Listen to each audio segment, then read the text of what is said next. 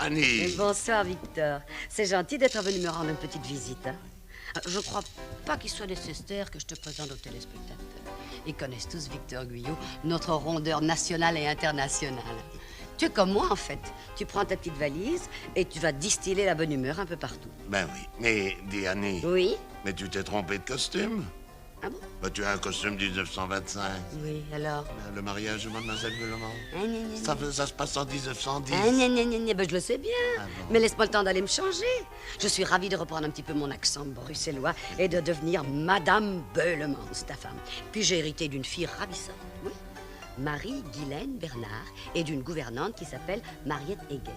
Alors écoute, je vais aller endosser ma robe 1910, ma perruque, et je te laisse le soin de résumer le mariage de Mademoiselle Beulemans. Au revoir, Monsieur Beulemans. Je t'attends. Eh bien voilà, le mariage de Mademoiselle Beulemans est une pièce typiquement belge. Nous allons vous en donner un extrait. Monsieur Beulemans est un bon bruxellois, brasseur de son état. Sa femme n'a pas toujours bon caractère, lui non plus, mais ils s'adorent. Ils ne rêvent que de faire le bonheur de leur fille. Mais lui, son ambition, c'est devenir président d'honneur d'une société comme il en existait beaucoup en 1910. Est-ce qu'il y a du sucre dans le sucrier? Oui, madame. Seulement le couvercle était en bas et les mouches ont été dessus. Eh bien, frottez le morceau avec une serviette. Est-ce que je mettrais le service avec des fleurs ou avec des bords dorés? Ça, c'est pas dehors. Eh bien, gratter avec un couteau. Oui, oui. Non, celui avec des bords dorés. Si on le casse, on ne sait pas le remplacer. Hortense, qu'est-ce qu'il y a? Ah oui, faudrait mettre un nouveau manchon au gaz. Encore un? Il est seulement dessus depuis 15 jours. 15 jours et un petit peu. Isabelle, donnez une fois le manchon. Moi, j'aimais mieux le temps des lampes en pétrole. Alors, je ne devais pas me mêler de ça. Oui, mais ceci est un ouvrage d'homme. Hein. Vous ne voudriez tout de même pas faire venir un ouvrier pour ça? Oui, c'est déjà bon. Alors, est-ce que vous mettez le cramique sur la table? C'est ça, vous. Un cramique et les traînes du boulanger. Un cramique qu'on avait pour rien. Pour rien? Un cramique de 50 centimes? Et vous avez donné 2 francs, garçon. On peut tout de même pas avoir l'air de crotteux, non? Alors, vous le mettez pas sur la table? Non! Les traînes du boulanger, ça est pour nous. Ça est pour manger en famille. Vous allez me faire pleurer. Isabelle. Isabelle, finissez. Mais qu'est-ce que vous faites? Je nettoie le sucre. Eh ben oui, il y a des crottes de mouche sur le sucre. Alors elle le frotte. Finissez, vous allez me rendre nerveux. Là, Hortense, le bouton de mon col qui saute. C'est que vous l'avez encore une fois mal attaché. Mais je vais étrangler. Eh ben, ôtez votre col. Mais je sais, pas à cause du manchon. Oui, eh ben, faites attention de ne pas le casser. Hein. Allez, venez m'aider. Mais c'est tout de même un embêtant, vous, Oui, hein. mais c'est vous qui êtes une embêtante. Si vous étiez plus soigneuse sur le linge, ça n'arriverait pas. Je parie que c'est la boutonnière qui est déchirée. Mais non, c'est simplement défait. Vous devenez tellement gras, vous faites tout péter. Ah, attention, vous pincez la viande avec. Mais non, c'est seulement votre paume d'Adam, là. Mais vous êtes à droite de vos mains. Ah oui? Eh ben alors faites-le vous-même, hein. Hortense, je vous préviens que je laisse tomber le manchon. Oui, vous êtes désagréable, hein. Non, mais regardez-le là un peu. Oh, le président d'honneur, oh oui. Hortense, vous n'allez pas recommencer un jour comme aujourd'hui. C'est justement un jour comme aujourd'hui que vous devriez pouvoir dire à l'occasion des fiançailles de votre fille avec Séraphin Meulemeister que vous avez l'honneur d'être président d'honneur. Hortense, vous allez me faire attraper une attaque apoplexie. C'est peut-être ça que vous cherchez. Oui, je veux votre mort, n'est-ce pas? Tiens, je suis assuré sur la vie. C'est dégoûtant ce que vous dites là. Mais je dis ce que je pense. Oui, eh ben vous pouvez vous vanter de ce que vous dites. Attention au manchon. Oui. Attention au manchon. Tiens! Oui. Oh, et le cassé. Ça fait rien, père. Il y en a encore dans le bureau. À quoi ça peut servir? Il ne sait tout de même pas le mettre. Ça fait rien, mais moi je sais le placer. Je vais le chercher. C'est dans le pupitre à gauche. Vous voyez, Suzanne, si vous n'étiez pas là, on serait sans lumière. On aurait été vite chercher un autre manchon. Oui, votre père l'aura encore une fois cassé, hein? Oui. Je sais pourquoi il le casse toujours. Parce qu'il est maladroit. Non, mère. Pas pour ça. Écoutez, mère. Aujourd'hui, c'est un jour où je vais devenir une grande fille puisque je vais être fiancée officiellement. Je peux dire quelque chose? Eh bien, je dis que père est un brave homme et vous le taquinez tout le temps. Mais oui, vous savez bien que c'est un brave homme. Oh, il a quelquefois des idées, je sais bien. Mais il faut passer là-dessus. Vous vivez ensemble et vous vous aimez beaucoup. Quand il a seulement mal à la tête, vous êtes comme folle. Vous courez derrière le médecin pour savoir ce qu'il a. Et si vous ne dites pas que c'est rien, vous attrapez mal à la tête, vous pleurez. Vous achetez toutes sortes de choses pour qu'il mange. Vous lui mettez des couvertures pour l'étouffer.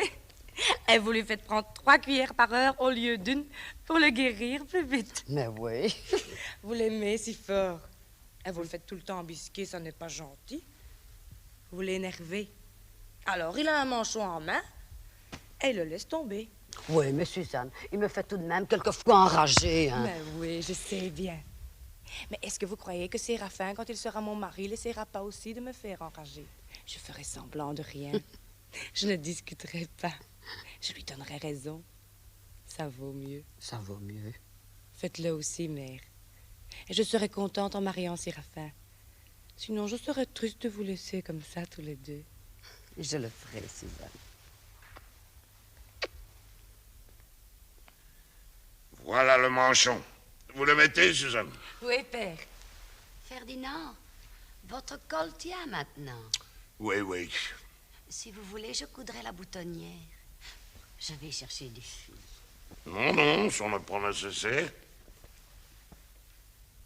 Vous voyez, père, comme mère est gentille. Oui. Je suis à me demander ce qu'il y a. Elle a sans doute encore besoin de quelque chose. Elle est toujours comme ça, mais vous ne le voyez pas. Mais non, père, vous ne le voyez pas. Je sais bien qu'elle a quelquefois des idées, mais il faut passer là-dessus. Elle est si bonne, père. Vous l'avez choisie parce que vous l'aimiez et ça n'a pas changé. Elle n'est plus aussi jeune ni aussi jolie que le jour de votre mariage, naturellement, mais vous aussi, vous avez changé. Oh, vous êtes encore très bien, hein? Et tout le monde dit que vous ne paraissez pas votre âge. Et quand vous sortez avec moi, mes anciennes camarades de classe vous prennent pour mon amoureux. Mais enfin, vous avez changé. Mais votre mère, vous savez, est restée très jeune aussi. Elle a des bras, comme une jeune fille. Elle tenait l'autre soir, à ce bal du XVIIIe siècle, de la grande harmonie, dans son costume de Madame de Sévigné, avec ses cheveux poudrés, son col de dentelle, sa mouche sur le côté. Je vous assure qu'elle avait tout à fait l'air de ce tableau que nous avons vu quand nous sommes allés chez votre oncle de Saint-Quentin. Ah oui, en la tour. Oui, elle avait l'air dans la tour. Et tenez, à ce bal de la grande harmonie, là, vous n'avez pas vu cet officier d'ordonnance du prince Albert qui l'a regardé? La moutarde commençait à me monter au nez. Je suis pas jaloux. Et j'ai confiance dans votre mère. Enfin, je ne veux tout de même pas qu'on me prenne pour un imbécile. J'ai une fois regardé ce capitaine dans les blancs des yeux et j'allais lui demander ce qu'il avait sur Hortense quand il est venu près de moi, parce qu'il avait bien vu que j'étais pas content. Qu'est-ce qu'il a dit? Oh, il était très embêté. Hein? Il m'a dit, est-ce que votre col de chevaux léger ne vous sert pas un peu, monsieur? Car vous êtes si rouge dans votre figure. Qu'est-ce que vous avez répondu? C'est possible, monsieur. Mais le flatteur vit aux dépens de celui qui l'écoute. Qu'est-ce qu'il a fait alors? Il a répondu, cette leçon vaut bien un fromage. Et m'a emmené au buffet.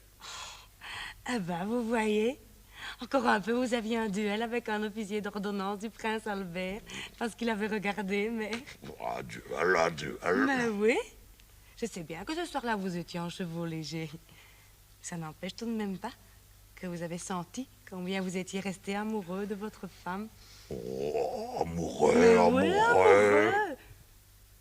Papa, remettez de temps en temps votre costume de chevaux léger. Il allait si bien à maman. Battez-vous pour elle, mais ne vous disputez plus avec elle. Toutes ces chamailleries sont bêtes, et il n'y a rien là-dedans. Vous discutez pour un bouton de colle ou pour un bec au air. Mais qu'est-ce que c'est dans la vie? Un bouton de colle ou un bec au air? Rien, au fond. Alors, papa, ne vous disputez plus avec maman. Soyez gentil. Donnez-lui raison. Ça vaut mieux. Oui, ça vaut mieux. Ferdinand, j'ai pensé que si vous ne savez pas remettre le manchon, on pourrait peut-être appeler le casier. Ça est une idée. Mais puisque moi, je sais le mettre. C'est comme vous voulez, Suzanne. Allez, mon col qui vient de nouveau de sauter. Venez, je vais un peu fermer la boutonnière. Oui? J'ai laissé tomber mon aiguille, hein? C'est sûr, sans tenir quelque chose en main? Tiens, si vous m'aviez pas obligé d'aller en chercher une! Père, mère! Je vais aller en chercher une autre. Hein. Hortense, je vais avec.